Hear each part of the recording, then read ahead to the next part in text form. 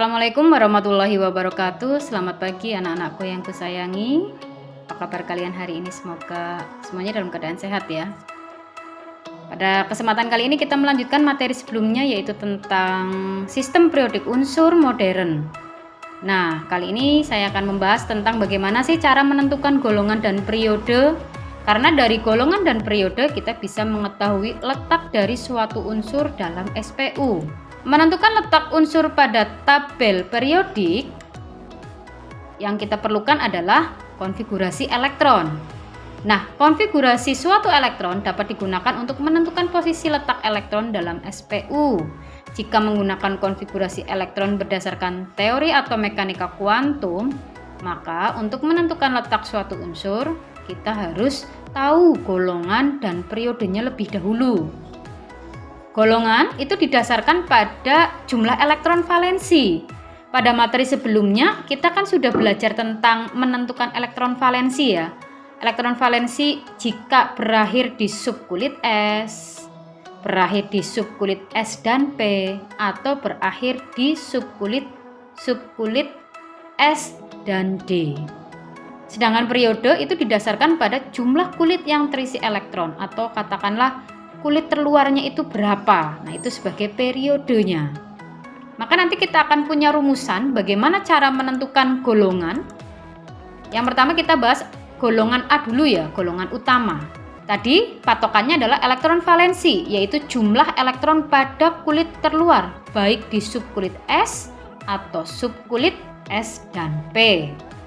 Nah, unsur yang terletak pada golongan 1A dan golongan 2A di sini itu memiliki konfigurasi yang berakhir di subkulit S. Kenapa? Karena subkulit S ini kan berisi 2 elektron ya, sehingga kemungkinannya adalah berisi 1 atau berisi 2. Nah, kemudian elektron golongan 3A sampai dengan 8A itu nanti berakhirnya adalah di subkulit P, maka dikatakan sebagai unsur-unsur di blok P. Kalau tadi yang berakhir di S disebut unsur-unsur di blok S ya.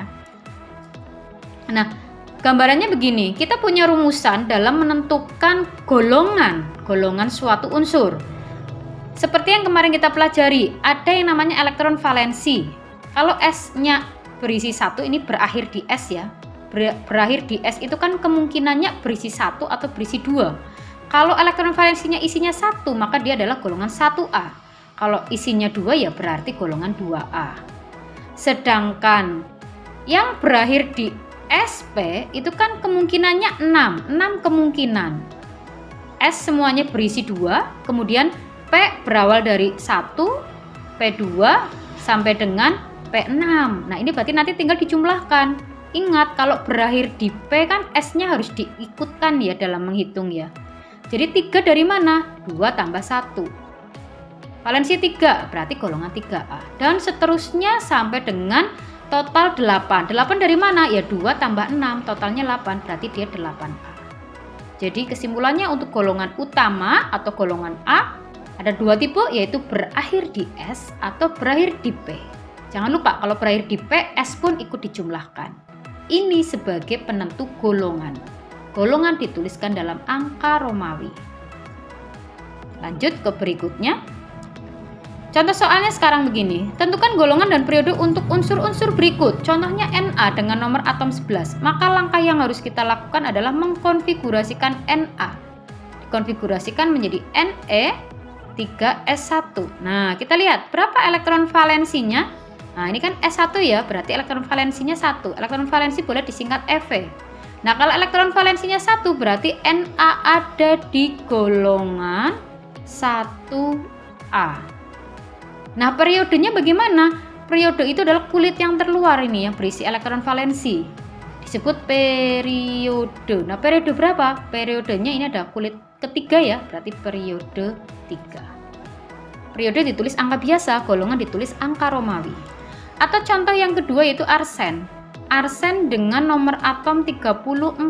Berarti kita konfigurasikan adalah Ar, 4S, 3D, dan 4P. 4P berapa? Di sini AR 18, 19, 20, 30 dan sisanya 4. Nah, sisanya 4 di sini kita akan lihat kalau ini arsen harusnya nomor atomnya 33 ya.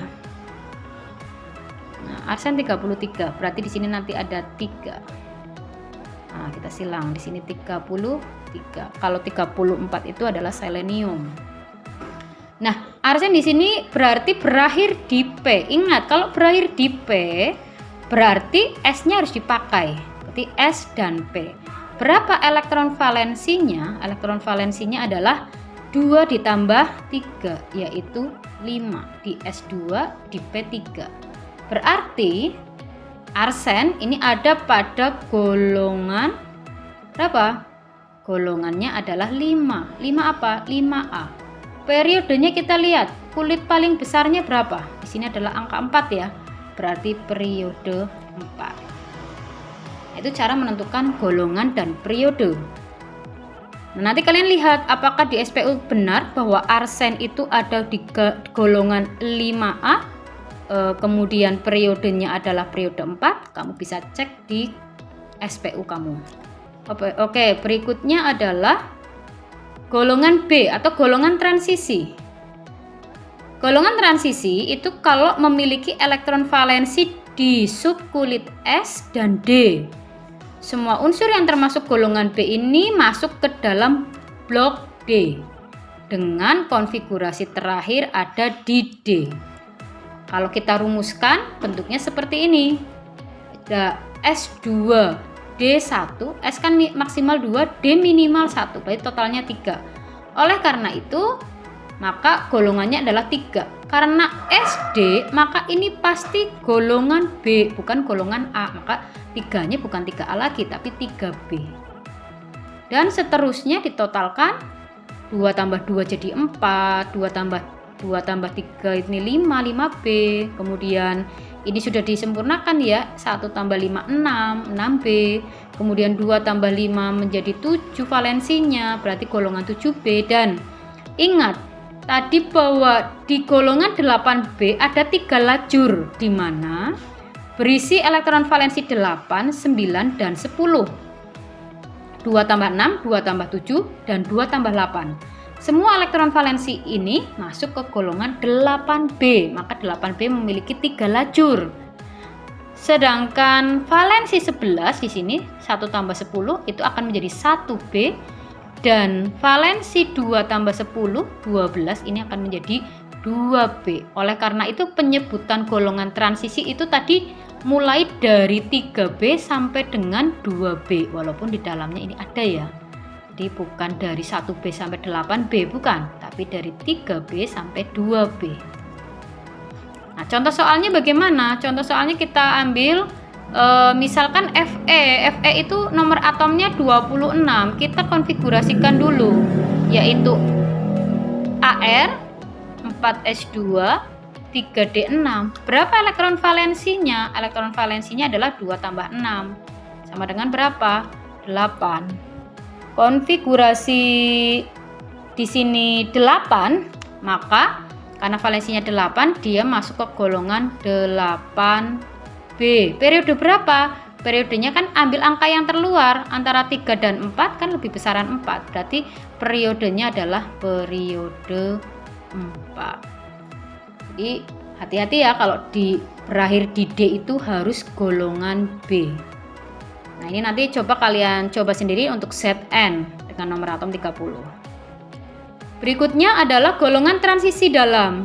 Yang termasuk unsur golongan transisi dalam adalah unsur-unsur yang konfigurasinya berakhir di subkulit F. Nah, ini kemarin kita belum bahas waktu belajar valensi ya. Semua unsur transisi dalam itu masuk pada golongan 3B. Nah, unsur yang konfigurasinya berakhir di 4F maka disebut lantanida. Sedangkan unsur yang konfigurasinya berakhir di 5F disebut aktinida. Ini harus kalian bedakan. Maka nanti ketika konfigurasi, di sini saya contohkan. Tentukan golongan periode unsur berikut. Cerium dengan nomor atom 58, berarti kita akan mengkonfigurasikan dengan Xe 54. Xe 6S2 kemudian 4F. 54, 56, 54, 55, 56, 57, 58. Nah, ini berakhir di 4F. Berarti kalau ditanya golongannya, ini adalah golongan apa? Golongan lantanida. Ya, periodenya ada di periode berapa? Kalau lantanida berarti ada di periode 6, ya. Kemudian unsur uranium dengan nomor atom 92 paling dekat dengan Rn 86 ya. 86 berarti 7S2, kemudian ini lari ke 5F. F berapa? Nah, tadi Rn kan 86, 86, 86, 87, 88. Berarti masih kurang 4. Nah, ini berakhir di 5F. Berarti ini masuk ke golongan actinida karena berakhir di 4F dan 5F. Semoga penjelasan saya bisa dipahami. Silahkan banyak berlatih soal untuk menentukan golongan dan periode. Kemudian cross check dengan sistem periodik unsur yang kalian punya di rumah. Apakah benar letaknya di golongan 1A, 2A, periode 4, periode 5, dan seterusnya. Terima kasih, semoga bisa dipahami. Assalamualaikum warahmatullahi wabarakatuh.